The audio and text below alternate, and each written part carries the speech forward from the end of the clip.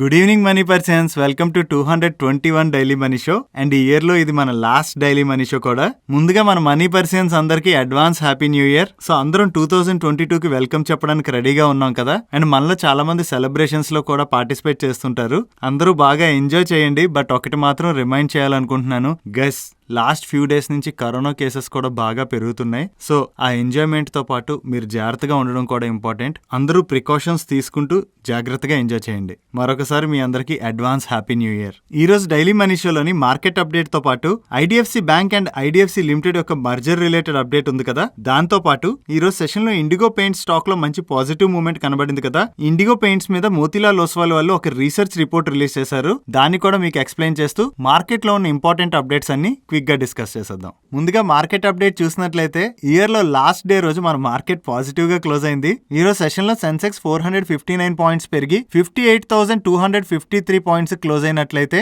Nifty 150 points పెరిగి 17,354 points close అయింది. And ఈ రోజు సెషన్ లో మిడ్ క్యాప్ ఇండెక్స్ 1.28% పెరిగినట్లయితే స్మాల్ క్యాప్ ఇండెక్స్ 1.24% పెరిగింది. అండ్ బ్యాంక్ నిఫ్టీ కూడా 1.19% పెరిగింది. ఈ రోజు ఫ్రైడే ఫన్ లో భాగంగా నేను మిమ్మల్ని అడుగుతున్న క్వశ్చన్ ఏంటంటే, ఈ న్యూ ఇయర్ ని ఏ కంట్రీ ఫస్ట్ వెల్కమ్ చేయబోతుంది? దీనికి ఆన్సర్ మీకు తెలుసున్నట్లయితే కింద కామెంట్ సెక్షన్ లో కామెంట్ చేయండి. ఒకవేళ మీకు ఆన్సర్ తెలియలేనట్లయితే నెక్స్ట్ ఫ్రైడే రోజు డైలీ మనీ షోలోని దీని ఆన్సర్ నేను మీకు షేర్ చేస్తాను. నెక్స్ట్ అప్డేట్ రిలయన్స్ ఇండస్ట్రీస్ నుంచి వచ్చింది.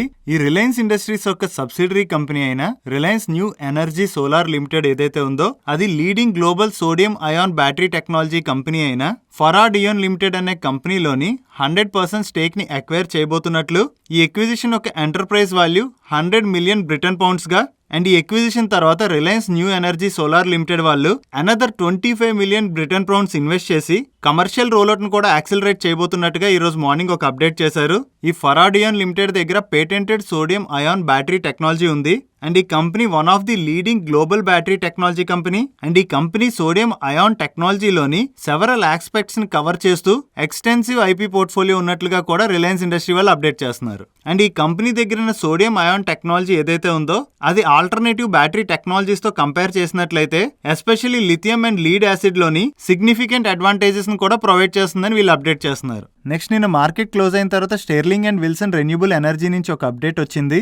వీళ్ళు Reliance new energy solar limited వాళ్ళకి 2.93 crore shares at 370 rupees per share కి అలాట్ చేయడానికి అప్రూవ్ చేసినట్లుగా, ఈ అలాట్మెంట్ తర్వాత Reliance new energy solar limited వాళ్ళు స్టెర్లింగ్ అండ్ విల్సన్ రెన్యూబుల్ ఎనర్జీలోని 15.46% స్టేక్ హోల్డ్ చేస్తున్నట్లుగా అప్డేట్ చేస్తున్నారు. నెక్స్ట్ నిన్న ఐడిఎఫ్సి ఫస్ట్ బ్యాంక్ లిమిటెడ్ వాళ్ళ బోర్డు మీట్ అయ్యి ప్రీవియస్ గా ఏదైతే IDFC limited and another promoter group company అయిన ఐడిఎఫ్సి ఫైనాన్షియల్ హోల్డింగ్ లిమిటెడ్ కంపెనీని ఐడిఎఫ్సి బ్యాంక్ లో మర్జ్ చేయడానికి ప్రపోజల్ ఉన్నదో ఆ ప్రపోజల్ ని ఐడిఎఫ్సి ఫస్ట్ బ్యాంక్ వాళ్ళు కన్సిడర్ చేస్తున్నట్లుగా, అండ్ ఈ మర్జర్ రిలేటెడ్ గా ఐడిఎఫ్సి బ్యాంక్ వాళ్ళు ఇన్ ప్రిన్సిపల్ ఫేవర్ గా ఉన్నట్లుగా కూడా అప్డేట్ చేస్తున్నారు. అండ్ ఈ మర్జర్ కి ఇంకా share holders, creditors and regulatory approvals కూడా రావాల్సి ఉంది. అండ్ ఈ ప్రపోజ్డ్ మర్జర్ యొక్క స్కీమ్ వాల్యుయేషన్ అండ్ అడ్వైజర్స్ ని కూడా హైర్ చేయాలి కదా. దీని రిలేటెడ్ గా వర్క్ చేయడానికి వీళ్ళు capital raise and corporate restructuring committee అనే కమిటీని ఆథరైజ్ చేసినట్లుగా కూడా అప్డేట్ చేస్తున్నారు. నిన్న నైట్ ఈ మర్జర్ రిలేటెడ్ అప్డేట్ రాగానే మన వ్యూవర్స్ చాలా మంది ఇప్పుడు ఐడిఎఫ్సి ఫస్ట్ బ్యాంక్ ని కొనుక్కోవడం బెటరా లేదా ఐడిఎఫ్సి లిమిటెడ్ ని కొనుక్కోవడం బెటరా అని చెప్పి అడుగుతున్నారు.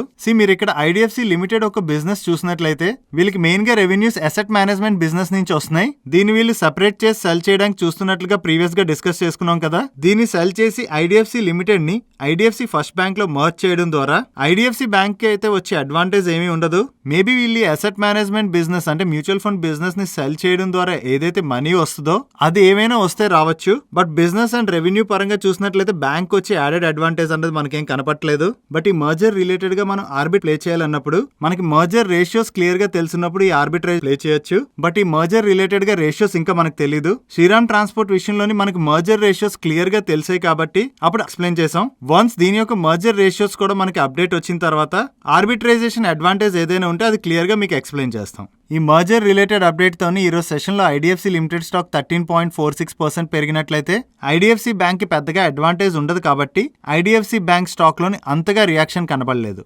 నెక్స్ట్ ఈ రోజు సెషన్ లో టెక్ మహేంద్ర దగ్గర నుంచి ఒక అప్డేట్ వచ్చింది. వీళ్ళు ఎలీస్ ఇండియా ప్రైవేట్ లిమిటెడ్ అన్న కంపెనీలోని 100% స్టేక్ ని అక్వైర్ చేయడానికి కంపెనీ అప్రూవ్ చేసినట్లుగా అండ్ దీంతో పాటుగా వీళ్ళ సబ్సిడరీ కంపెనీ అయిన టెక్ మహేంద్ర అమెరికా ఐఎన్సి వాళ్ళు ఈ ఎలీస్ గ్రూప్ యొక్క హోల్డింగ్ కంపెనీ అయిన గ్రీన్ ఇన్వెస్ట్మెంట్స్ ఎల్ఎల్సీలోని 100% స్టేక్ ని అక్వైర్ చేయడానికి కూడా అప్రూవ్ చేసినట్లుగా వీళ్ళు అప్డేట్ చేస్తున్నారు.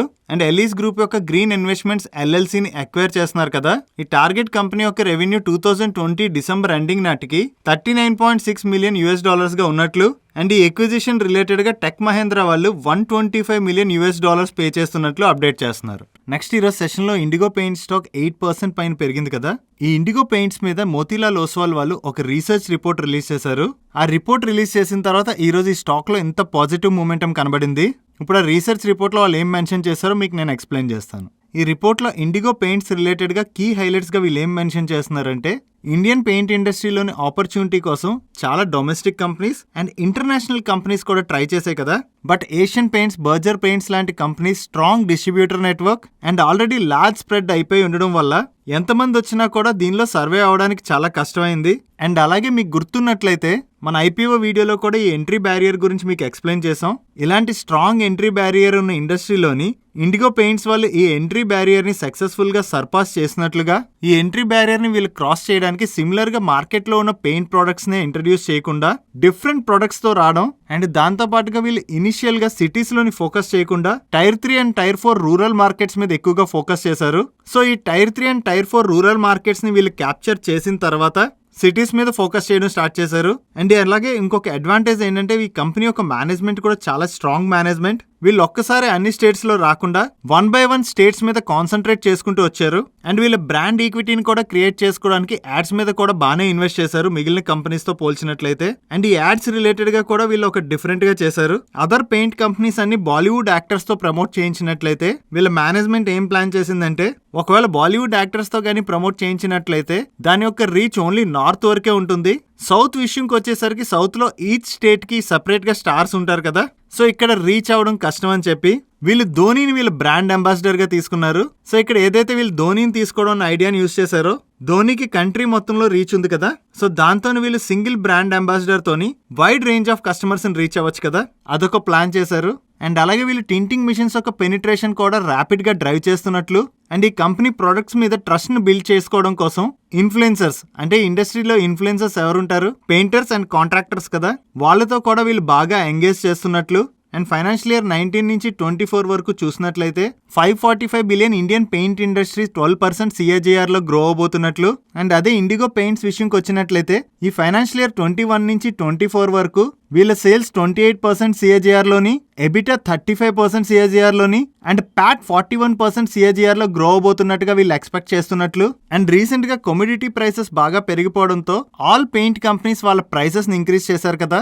ఈ ప్రైస్ ఇంక్రీజ్ వల్ల వీళ్ళ ఫైనాన్షియల్ ఇయర్ 22 సెకండ్ హాఫ్ లోని అండ్ ఫైనాన్షియల్ ఇయర్ 23లో కూడా మార్జిన్స్ లో రికవరీ కనిపిస్తుందని. సో ఈ అన్ని రీజన్స్ తోని వీళ్ళు ఇండిగో పెయింట్స్ కి బై రేటింగ్ ఇస్తూ టార్గెట్ ప్రైస్ ని 2270 గా ఫిక్స్ చేసినట్లుగా వీళ్ళు ఈ రిపోర్ట్ లో మెన్షన్ చేశారు.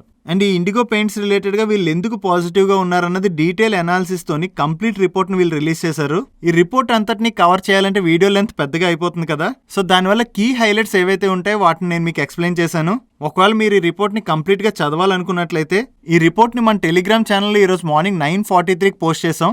మీరు అక్కడి నుంచి డౌన్లోడ్ చేసుకుని చదవచ్చు. మీరు గనక మన టెలిగ్రామ్ ఛానల్లో లేనట్లయితే టెలిగ్రామ్ యాప్ ఇన్స్టాల్ చేసుకుని మనీ పర్సన్ సెర్చ్ చేసినట్లయితే మీకు 2,99,000 సబ్స్క్రైబర్స్ పైన ఒక ఛానల్ కనిపిస్తుంది. ఇది మన official money purse Telegram channel. ఈ ఛానల్లో జాయిన్ అవడం ద్వారా ఇలాంటి ఇంపార్టెంట్ రిపోర్ట్స్ తో పాటు మార్కెట్ రిలేటెడ్ అప్డేట్స్ కూడా మీరు ఎప్పటికప్పుడు తెలుసుకోవచ్చు. మీరు ఎవరైనా కనుక ఒకవేళ పెయింట్ ఇండస్ట్రీలోని ఇన్వెస్ట్ చేయాలనుకున్నట్లయితే ఇక్కడ కంపారిజన్ లో చూసినట్లయితే ఇండిగో పెయింట్స్ 147 PEలో ట్రేడ్ అవుతుంది. అండ్ పెయింట్ ఇండస్ట్రీలో other companies and Asian Paints 99 PEలో ట్రేడ్ అవుతుంది. అండ్ బర్జర్ పెయింట్స్ 88 PEలో ట్రేడ్ అవుతుంది. అదే మనం ప్రైస్ టు సేల్స్ కంపేర్ చేసినట్లయితే Indigo Paints price to sales 12.43 ఉన్నట్లయితే ఏషియన్ పెయింట్స్ కూడా సిమిలర్ గా 12.43 ఉన్నది. బర్జర్ పెయింట్స్ 9.18 గా ఉన్నది. ఈ కంపారిజన్ లో చూసినట్లయితే బర్జర్ పెయింట్స్ మనకి అట్రాక్టివ్ వాల్యుయేషన్స్ లో దొరుకుతున్నట్లుగా అర్థమవుతుంది. అండ్ ఇండిగో పెయింట్స్ IPO 1490 రూపీస్కి వచ్చినట్లయితే మార్కెట్ లో 2630 రూపీస్కి లిస్ట్ అయింది. అండ్ ఈ స్టాక్ లిస్ట్ అయిన దగ్గర నుంచి కూడా చూసినట్లయితే ఒకటి వీళ్ళు IPOకి వచ్చిన వాల్యుయేషన్స్ ఎక్స్పెన్సివ్గా ఉండవు. అండ్ అలాగే దాని తర్వాత రా మెటీరియల్ కాస్ట్లు కూడా పెరిగిపోయాయి కదా, దాని యొక్క ప్రెషర్ కూడా దీని మీద కనిపించింది. దాంతో ఈ స్టాక్ 2630 రూపీస్ నుంచి కరెక్ట్ అయ్యి ఆల్మోస్ట్ 1900 రూపీస్ దగ్గరకు వచ్చేసింది. బట్ ఈ రోజు ఈ రిపోర్ట్ రావడంతో మనకి స్టాక్ లో మూమెంటం కనపడింది. లిస్టింగ్ ప్రైస్ దగ్గర నుంచి స్టాక్ ఇంతలా కరెక్ట్ అయినా కూడా మీకు ఇందాల కంపారిజన్ లో కూడా చూపించాను కదా, కంపెనీ గుడ్ కంపెనీ అయినా కూడా ఈ స్టాక్ స్టిల్ ఎక్స్పెన్సివ్ వాల్యుయేషన్స్ లోనే ఉంది. నెక్స్ట్ పీబీ ఫిన్టెక్ దగ్గర నుంచి ఒక అప్డేట్ వచ్చింది. వీళ్ళ బోర్డ్ 29th డిసెంబర్ రోజున మీట్ అయ్యి వీళ్ళ సబ్సిడరీ కంపెనీ అయిన Policybazaar insurance brokers private limited లోని 1 or more బ్రాంచెస్ లోని 700 crores ఇన్వెస్ట్మెంట్ చేయబోతున్నట్లుగా అండ్ ఈ 700 crores ఇన్వెస్ట్మెంట్ ని ఫైనాన్షియల్ ఇయర్ 21-22 అండ్ 22-23 లో చేయబోతున్నట్లు అండ్ వీళ్ళ అనదర్ సబ్సిడరీ కంపెనీ అయిన Paisa Bazaar marketing and consulting private limited లోని నియర్లీ 300 crores ఇన్వెస్ట్మెంట్ చేయబోతున్నట్లుగా వీళ్ళు అప్డేట్ చేస్తున్నారు. అండ్ దీంతో పాటుగా ఈ పైసా బజార్ వాళ్ళు యాక్సిస్ బ్యాంక్ వాళ్ళతో కలిపి పర్సనల్ లోన్స్ కి ప్రీ క్వాలిఫైడ్ ప్రోగ్రామ్ లాంచ్ చేసినట్లు, ఈ ప్రోగ్రామ్ ద్వారా కస్టమర్స్ పైసా బజార్ వెబ్సైట్ ఉంది కదా, దానిలోని యాక్సిస్ బ్యాంక్ దగ్గర నుంచి customised and pre qualified lending offers ఏవైతే ఉంటాయో దానికి అప్లై చేయొచ్చు అన్నట్లుగా. అండ్ ఈ ప్రోగ్రామ్ లో భాగంగా Paisa Bazaar platform few button clicks through instant credit access ని కూడా ప్రొవైడ్ చేయబోతున్నట్లు అండ్ పైసా బజార్ వాళ్ళు లార్జ్ బ్యాంక్స్ అండ్ ఎన్బిఎఫ్సిస్ తోని పార్ట్నర్షిప్ ద్వారా డిజిటల్ క్యాపబిలిటీస్ అండ్ ఇన్ఫ్రాస్ట్రక్చర్ ని బిల్డ్ చేయడానికి స్ట్రాంగ్ గా ఫోకస్ చేస్తున్నట్లుగా కూడా వీళ్ళు అప్డేట్ చేస్తున్నారు. ఈ అప్డేట్తో ఈరోజు సెషన్లో పీబీ ఫిన్టెక్ స్టాక్ 2.78% పెరిగింది. నెక్స్ట్ టాటా మోటార్స్ రిలేటెడ్గా ఒక పాజిటివ్ అప్డేట్ వచ్చింది. చైనా ఇప్పటి వరకు ఎలక్ట్రిక్ వెహికల్స్ మీద సబ్సిడీ ఇస్తుంది. 2022 నుంచి ఆ సబ్సిడీని కట్ చేయబోతున్నట్టుగా కొన్ని అప్డేట్స్ వస్తున్నాయి. దీనివల్ల టాటా మోటార్స్ ఏ విధంగా పాజిటివ్ అనుకుంటున్నారా? ఇప్పటి వరకు ఎలక్ట్రిక్ వెహికల్స్ మీద సబ్సిడీ ఉండడం వల్ల ఎక్కువ మంది ఎలక్ట్రిక్ వెహికల్స్ కొనడానికి ఇంట్రెస్ట్ చూపించవచ్చు కదా. ఇప్పుడు ఈ సబ్సిడీ కట్ వల్ల ఎలక్ట్రిక్ వెహికల్స్ కాకుండా జనాలు నార్మల్ వెహికల్స్ కొన్నట్లయితే టాటా మోటార్స్ వాళ్ళు చైనాలో జేఎల్ఆర్ సేల్స్ చేస్తుంటారు కదా, వీళ్ళ ఓవరాల్ జేఎల్ఆర్ సేల్స్ లోని చైనీస్ మార్కెట్స్ నుంచి అప్రాక్సిమేట్లీ 25-30% జేఎల్ఆర్ సేల్స్ అవుతూ ఉంటాయి. అండ్ జేఎల్ఆర్ దగ్గర కూడా చూసినట్లయితే బిగ్ ఈవీ పోర్ట్ఫోలియో కూడా లేదు. సో ఈ ఎలక్ట్రిక్ వెహికల్స్ మీద ఉన్న సబ్సిడీ కట్ వల్ల చైనాలో జేఎల్ఆర్ సేల్స్ గనక పెరిగినట్లయితే అది టాటా మోటార్స్ ఖచ్చితంగా పాజిటివ్ కదా. So we have to see చైనాలో 2022లో జేఎల్ఆర్ సేల్స్ పెరుగుతాయేమో. ఒకవేళ ఈ జేఎల్ఆర్ సేల్స్ గనక అక్కడ పెరిగినట్లయితే ఖచ్చితంగా అది టాటా మోటార్స్ మనం పాజిటివ్ గా చూడొచ్చు. ఈ చైనా రిలేటెడ్ అప్డేట్ ఈ రోజు సెకండ్ హాఫ్ లో వచ్చింది. ఈ అప్డేట్ తో ఈ రోజు సెషన్ లో టాటా మోటార్ స్టాక్ లో ఇంకొంచెం పాజిటివ్ మూమెంటం కనబడి ఓవరాల్ గా ఈ రోజు సెషన్ లో 2.64% పెరిగింది. నెక్స్ట్ ఈ రోజు morning Deccan gold mines limited నుంచి ఒక అప్డేట్ వచ్చింది. జిఎంఎస్ఐ వాళ్ళు ఆంధ్రప్రదేశ్ లో ఉన్నటువంటి జొన్నగిరి గోల్డ్ ప్రాజెక్ట్ లోని గ్రావిటీ గోల్డ్ కాన్సన్ట్రేట్స్ ప్రొడ్యూసింగ్ ని కమిషన్ చేసినట్లుగా వీళ్ళకి ఇన్ఫార్మ్ చేసినట్లు అండ్ ఈ ప్లాంట్ లోని గోల్డ్ ఓర్ నుంచి గ్రావిటీ గోల్డ్ కాన్సన్ట్రేట్స్ ని ప్రొడ్యూస్ చేస్తారని వీళ్ళు అప్డేట్ చేస్తున్నారు.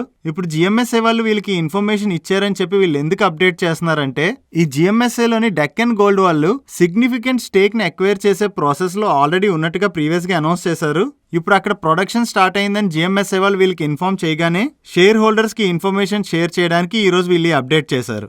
ఈ అప్డేట్ తో ఈరోజు సెషన్ లో 25 rupees penny stock upper circuit లో క్లోజ్ అయింది. నెక్స్ట్ టైమ్ టెక్నోప్లాస్ట్ దగ్గర నుంచి ఒక అప్డేట్ వచ్చింది.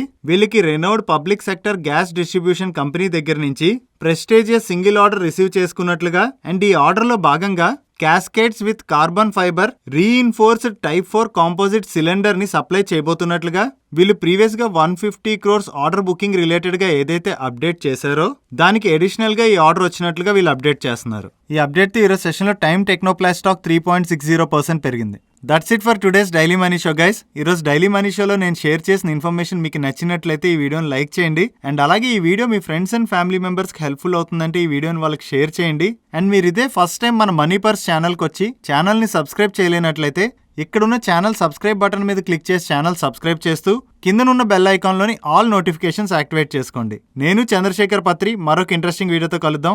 Advance happy new year.